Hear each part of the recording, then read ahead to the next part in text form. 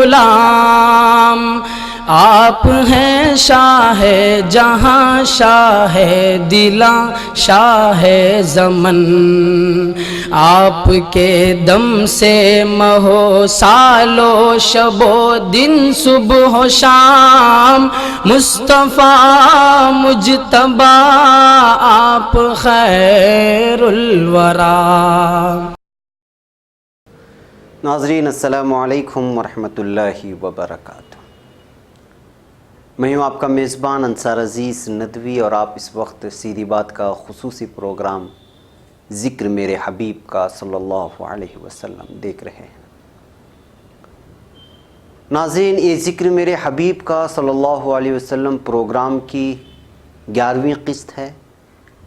گزشتہ ہفتے آپ لوگوں نے عبدالمطلب کے بیٹے کو ذبح کرنے کی وجہ، پھر ذبح کے لیے قرآن نکالنا، اس کے بعد فدیہ دینے کا ذکر سنا تھا۔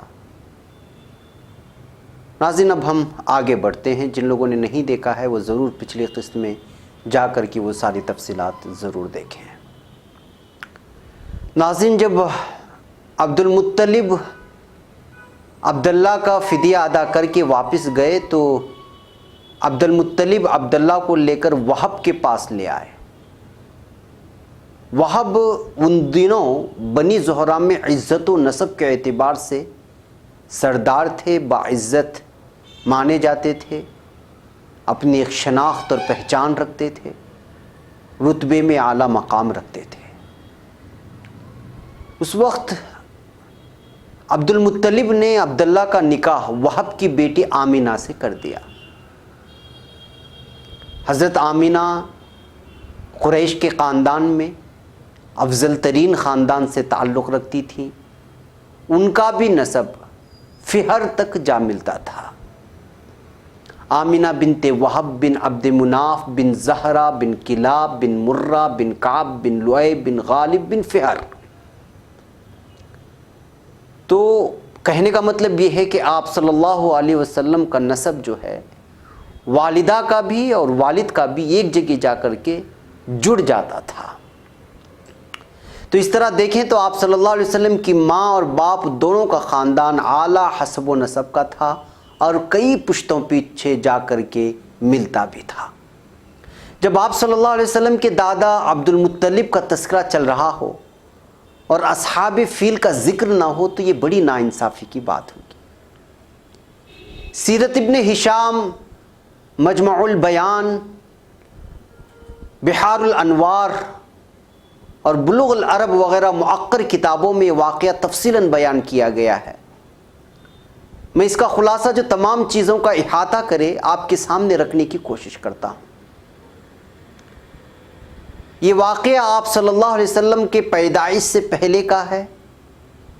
یمن کا بادشاہ ذونواس کے بارے میں کہا جاتا ہے کہ وہ نجران کے عیسائیوں کو جو اس زمین پر بستے تھے ان پر زندگی تنگ کر دی تھی اور عیسائیت چھوڑنے پر مجبور کر رہا تھا۔ قرآن میں اس واقعے کو اصحاب الاخدود کے نام سے بیان کیا گیا ہے۔ ہوا یہ تھا کہ ناگفتگی حالات کے درمیان دوس نامی ایک شخص یمن سے جان بچا کر بھاگا اور روم کے بادشاہ قیصر کے پاس جا پہنچا اور عیسائیوں کی ذبح و حالی کا پورا واقعہ کہہ سنایا کہ کس طرح ذونواس عیسائیوں کے ساتھ ظلم و ستم اپنائے ہوئے ہے اور ان کو عیسائیت چھوڑنے پر مجبور کر رہا ہے۔ یہ سارے واقعات لے جا کر کے دوس نامی شخص نے یمن سے جان بچا کر روم کے بادشاہ قیصر کے پاس اس کی شکایت کی۔ چونکہ روم اور یمن کے درمیان کافی لمبا فاصلہ تھا، چنانچہ اسی شخص کے ذریعے قیصر نے حبشہ کے بادشاہ نجاشی کے نام ایک خط بھیج کر ذونواس سے اس کے جرائم کا بدلہ لینے کی درخواست کی۔ خط دیکھتے ہی نجاشی نے ایک بہت بڑا لشکر جو 70,000 فوجیوں پر مشتمل تھا اریات نامی شخص کی کمان میں دے کر یمن پر چڑھائی کرنے کے لیے بھیج دیا۔ اسی لشکر میں یہ کمان کا کمانڈر تھا جس کا نام تھا ابرہہ، جی ہاں، یمن میں گھمسان کی جنگ ہوئی، ذونواس کو شکست ہوئی، اریات اب یمن کا حکمران بھی بن گیا جس نے شکایت لے کر گیا تھا۔ کچھ ہی مدت کے بعد ابرہہ نے اریات کے خلاف بغاوت کر دی، یعنی جو کمانڈر تھا ابرہہ، اس نے اریات کے خلاف، جس کو یمن کا حکمران بنایا تھا، اس نے بغاوت کر کے اریات کے خلاف جنگ چھیڑ دی اور اریات کا قتل کر کے حکومت پر قابض ہو گیا، یعنی یمن پر ابرہہ نے قبضہ جما لیا اریات کا قتل کر کے۔ نجاشی کو جب یہ خبر پہنچی تو وہ ناراض ہو گیا اور اس کی سرکوبی کے لیے لشکر بھیجنے ہی والا تھا کہ ابرہہ نے اپنے پسپائی کا اظہار کرنا مناسب سمجھا اور اس وقت کے دستور کے مطابق اپنا سر منڈوا کر سر کے بالوں کو یمن کی مٹی کے ساتھ نجاشی کی خدمت میں بھیج کر معافی مانگی۔ غلطی کی، اسی کے کمانڈر کو مار کر کے ہلاک کر دیا۔ جب پتہ چلا کہ نجاشی اب ایک اور فوج دے کر کے ابرہہ کو ختم کرنے والا ہے، یمن کے خلاف جنگ چھیڑنے والا ہے، تو ابرہہ نے کیا کیا؟ اس وقت جو رواج چلتا تھا اس کے مطابق اپنا سر منڈوایا، اس میں سے کچھ بال نکالے، پھر یمن کی مٹی میں ملا کر کے نجاشی کے دربار میں بھیجا، جس کو نجاشی نے معاف کر دیا۔ اس وقت معافی مانگنے کا یہ ایک طریقہ تھا۔ اس معافی نے اسے یہ موقع فراہم کیا کہ یمن کی حکمرانی کرتے کرتے ابرہہ یمن کا باقاعدہ بادشاہ بن گیا۔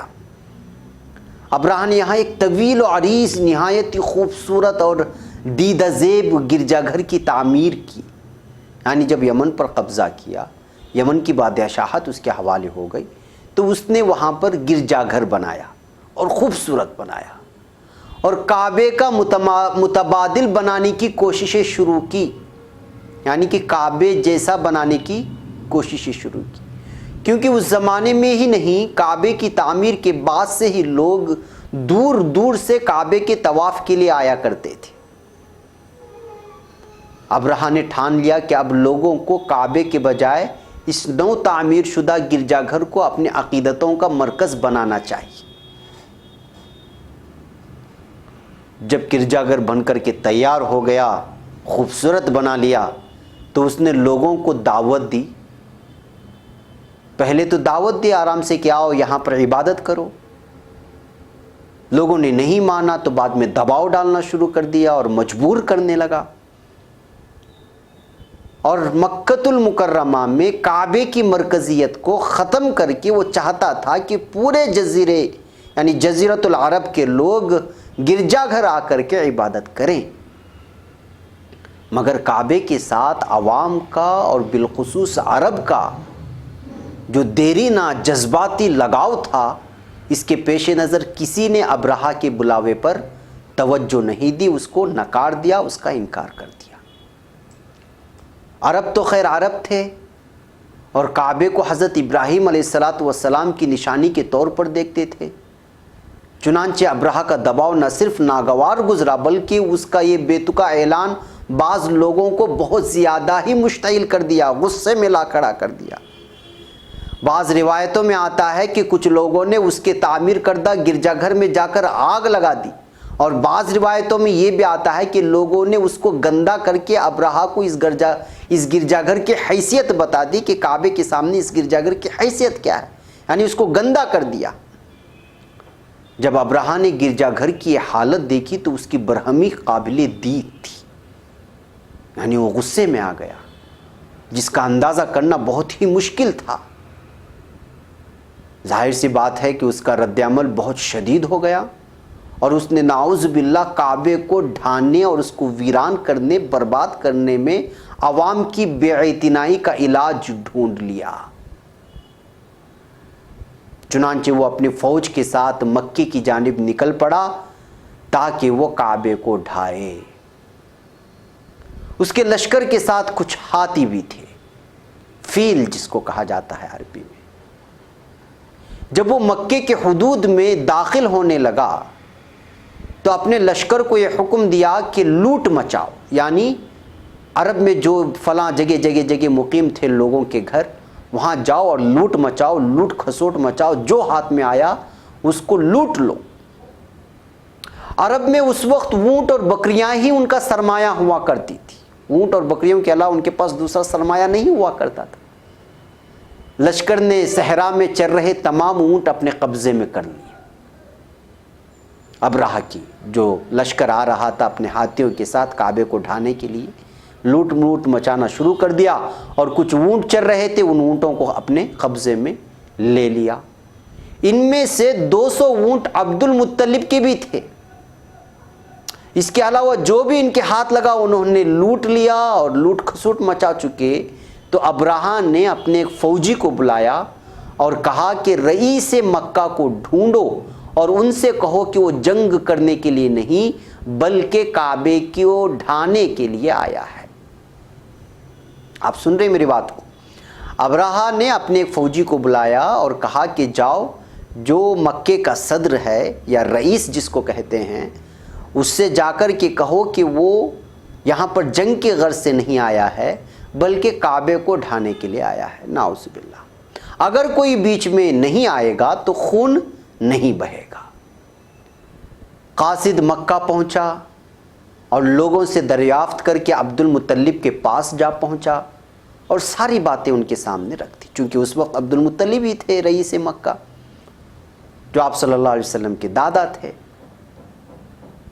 ابرہہ سے عبد المطلب کی ملاقات ضروری بن گئی. قاصد کے ساتھ وہ ابرہہ کے پاس پہنچے جو ان کو لینے آیا تھا. ان کی بلند قد و قامت یعنی کہ عبد المطلب بہت حسین و جمیل تھے. عربوں کی حسن یہ تو اور ان کا دبدبہ ان کے چہرے کی بناوٹ یہ عام تھی اور مشہور تھی. اور پھر عبد المطلب آپ صلی اللہ علیہ وسلم کے دادا بہت بڑے خاندان سے تعلق رکھنے والے. ان کی بلند قد و قامت حسین و پررعب چہرہ اور قد و قامت کو دیکھ کر ابرہہ نہ چاہتے ہوئے بھی ان کے احترام کے لیے اپنی شاہانہ مسند سے اٹھ کھڑا ہوا اور زمین پر بیٹھ گیا. یعنی کہ جس کرسی پر وہ بیٹھا ہوا تھا اس کرسی سے اٹھ کر کے وہ استقبال کے لیے کھڑا ہوا اور ان کا رعب و دبدبہ ایسا پڑا ابرہہ کہ وہ نیچے بیٹھ گیا اور عبد المطلب کو اپنے پہلو میں بٹھا لیا. ترجمان کی مدد سے عبد المطلب کی آمد معلوم کرنی چاہیے کہ وہ کیوں آئے ہوئے ہیں یا جن کو لایا گیا ہے. قاصد کے ساتھ وہ ابرہہ کے پاس پہنچے. عبد المطلب نے جواب دیا کہ میرے 200 اونٹ لوٹ لیے گئے ہیں, میں ان اونٹوں کو لینے کے لیے آپ کے پاس آیا. ترجمان کی مدد سے بات کرنے لگے تھے.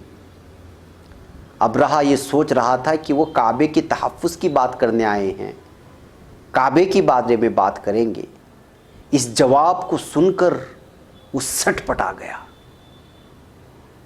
اور اس نے کہا جب میں نے تمہیں دیکھا تو تمہارے لیے میرے دل میں بڑی عظمت پیدا ہوئی تھی, لیکن تمہارے اس جواب نے تمہارے بھرم کی قلی کھول کر کے رکھ دی ہے. تو ناظرین اس کے جواب میں حضرت عبد المطلب کیا کہتے ہیں اور پھر اس کے بعد کس طرح ابرہہ کعبے کو ڈھانے کے لیے نکلتا ہے اور اس کا حال وہاں پر کیا ہوتا ہے, ایک لمبی داستان ہے. میں انشاءاللہ اگلے ہفتے اس کی ساری تفصیلات لے کر آپ لوگوں کی خدمت میں حاضر ہوتا ہوں. ہمارا وقت یہیں پر ختم ہوتا ہے اس ایپیسوڈ کا. آپ کے محبوب ادارے اور چینل سیدھی بات سے ضرور جڑے رہیں اور اپنے میزبان کو یہاں پر اجازت دیں. ان ویڈیوز کو دوسروں تک پہنچانے میں ہماری مدد کریں. انشاءاللہ اگلے ہفتے ساری تفصیلات کے ساتھ آپ کے سامنے حاضر ہوں. السلام علیکم ورحمۃ اللہ وبرکاتہ. آپ ہیں عالم کے آقا, آپ کا عالم غلام, آپ ہیں شاہ جہاں, شاہ دلاں, شاہ زمن. آپ کے دم سے مہو سالو شب و دن صبح و شام, مصطفیٰ مجتبیٰ آپ خیر الورا.